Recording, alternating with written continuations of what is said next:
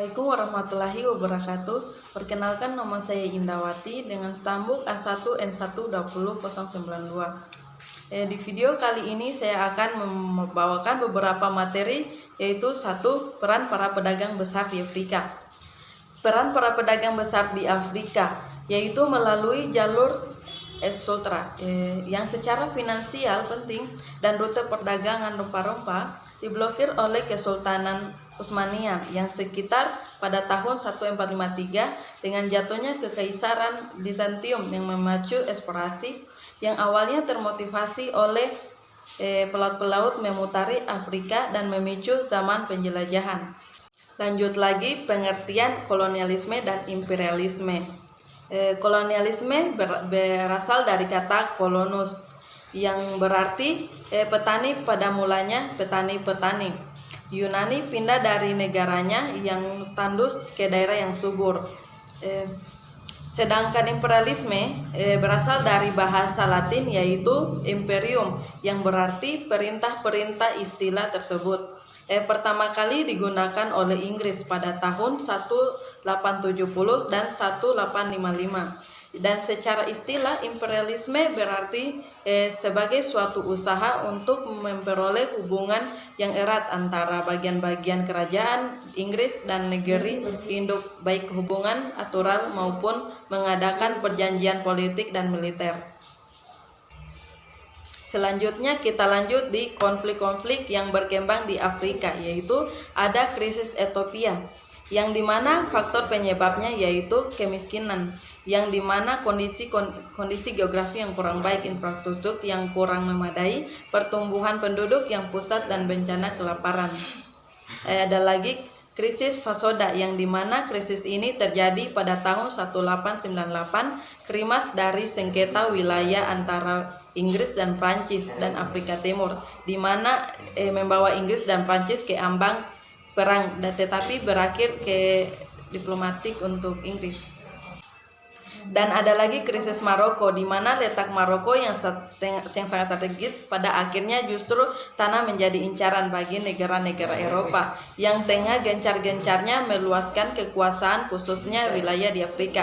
Apalagi Maroko begitu dekat dengan Eropa. Selanjutnya politik apartheid, yang dimana politik apartheid ini merupakan kebijakan politik yang membedakan penduduk berdasarkan warna kulit dan ras. Kebijakan ini dimulai oleh orang-orang kulit putih yang di Afrika Selatan pada abad ke-20, pada awal abad ke-20. Lanjut di perjuangan kemerdekaan negara-negara di Afrika. Gerakan kemerdekaan Mesir, yang dimana Mesir adalah negara kedua di dunia, yaitu sejak runtuhnya Raja Fir'aun sebagai negara-negara tertua. Tertentu Mesir memiliki berbagai peninggalan benda-benda yang bersejarah yang melambangkan kebesaran Mesir pada saat itu. Lanjut di gerakan kemerdekaan Tunisia, yang dimana Tunisia merupakan sebuah negara di Afrika sebagian utara. Tunisia juga merupakan sebuah negara protektorat Prancis yang selalu ingin merdeka penuh. Yang seperti kita ketahui bahwa negara protektorat adalah sebuah negara yang diberikan oleh status dominan oleh negara induk. Lanjut gerakan kemerdekaan Maroko, yang dimana Maroko merupakan sebuah bangsa di Afrika yang pada abad ke-5 menjadi provinsi dari bangsa Romawi. Penduduk asli Maroko adalah orang-orang barbar, sedangkan bentuk negara Maroko adalah kekaisaran. Lanjut perjuangan kemerdekaan Libya, yang dimana Libya merupakan daerah yang strategis, jadi incaran-incaran negara lain untuk menguasai yang dapat dilihat dari sejarah Libya dari abad ke-2 sampai dengan abad ke-14 yang sering berganti menguasai, akan tetapi yang paling terkenal menguasai Libya yaitu Italia pada perlawanan rakyat Libya dan Italia melahirkan gerakan Islam yang bernama Sanusi. Lanjut pembentukan Republik di Afrika Selatan, yang dimana Afrika Selatan adalah negara di benua Afrika yang terletak di bagian selatan. Negara ini terkenal setiap ditemukannya Tanjung Harapan. Pada tahun 1958 mulai diterapkan politik apartheid oleh pimpinan Partai Nasional.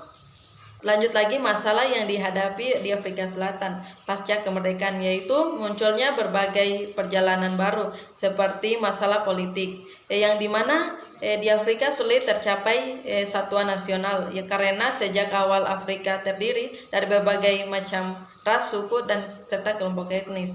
Kedua, adanya masalah sosial ekonomi yang dimana masalah ini serius di Afrika. Pada awalnya ekonomi di Afrika bagus dan mapan lepas dan dari tangan penjajahan. Jadi itu saja pemaparan materi dari saya, dan saya ucapkan sekian dan terima kasih.